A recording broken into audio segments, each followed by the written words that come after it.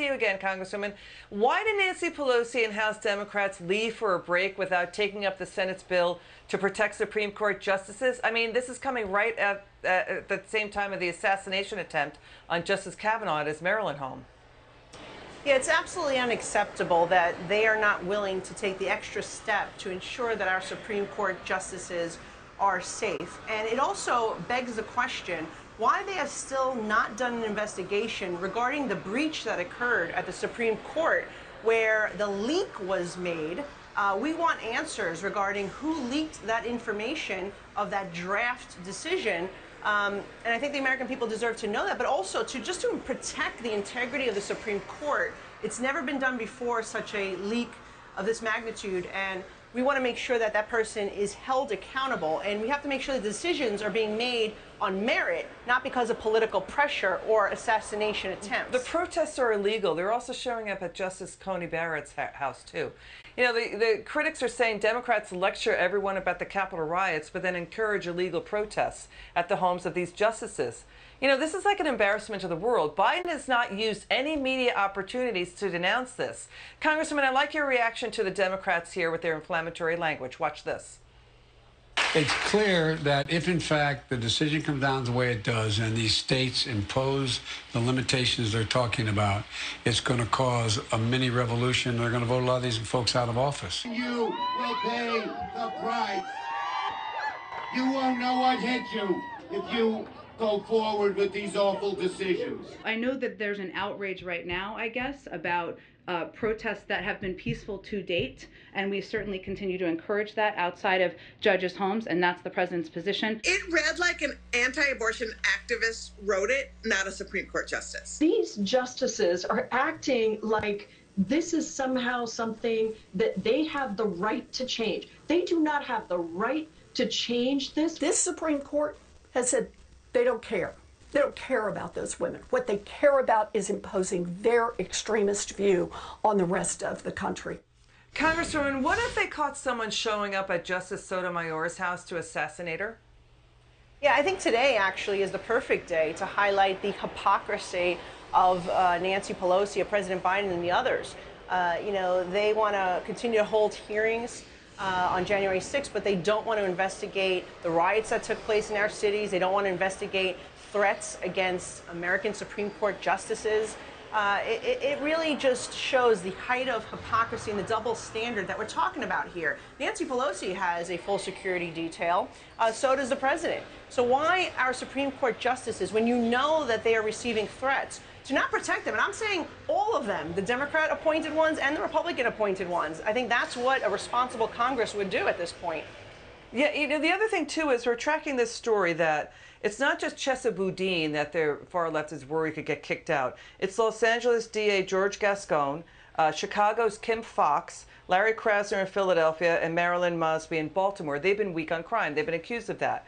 We've got attacks on pro-life pregnancy centers in Buffalo, New York, outside Buffalo, D.C., Washington State, Maryland, also Wisconsin, North Carolina, and Texas.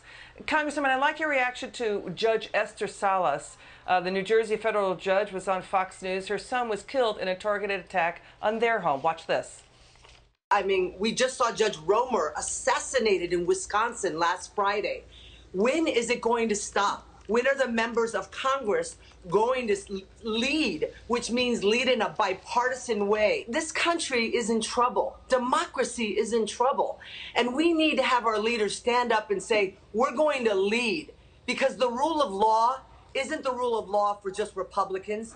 The rule of law isn't just the law for Democrats. The rule of law isn't just the law for independents. The rule of law is the rule of law for all of us. Our justice system is in trouble. And judges stand on the front line protecting democracy. Your reaction? And I give the judge a lot of credit for her bravery to come forward after what has happened to her family. But she's absolutely right. We need law and order across the board. How many people are getting stabbed, shot, shoved in front of a subway in my city, being killed? And the district attorneys, the judges, and many of the politicians are not taking it serious enough to ensure that our laws are being enforced. What happened in San Francisco was, I think, a rude awakening for the Democrats, because if it could happen in a liberal city like San Francisco, where they are recalling their prosecutor who refuses to prosecute, it will happen across cities across America, whether at the ballot box or putting pressure on governor like mine, Kathy Hochul, to remove Alvin Bragg, because we don't have a recall option in New York. Okay. So the reality is we need to be put the public safety of the people first, start enforcing our laws, and start electing prosecutors that do their job. Yeah, but the president is setting the tone here, too. Yep. Let's watch the president's nominee to the Federal Sentencing Commission. She refuses to say if she supports any mandatory minimum prison sentences for rapes or even attacks and assaults against children. That's supposed to be her job. Watch this. I don't have a position on mandatory minimums. You did have a position in 2013. You signed a letter. I've read it to you now multiple times. Senator Blackburn read it to you. I'm looking for a yes or a no. Have you changed your position, or do you still believe that there shouldn't be mandatory minimums for these kinds of crimes against children? You make recommendations. I'm asking you if you think that there's any crime, rape, for which there ought to be a mandatory minimum, because you said earlier there shouldn't be. I'm astounded by that. Thank you, Senator. If I'm confirmed, I'd like to make an informed recommendation on that after consulting. How am I going to make colleague. an informed judgment on voting for you if you won't tell me what your positions are? Why no answer? Why can't she state her position? It seems like a no-brainer.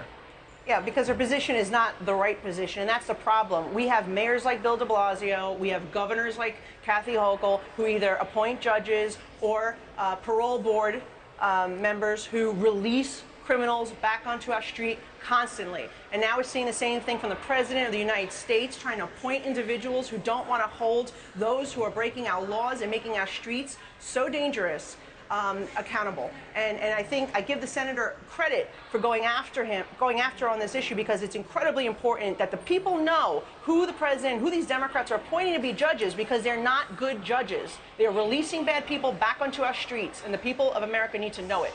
Congressman Malliotakis, a pleasure to have you on. Come back soon. Okay, what the president and Democrats are ignoring in their electric car push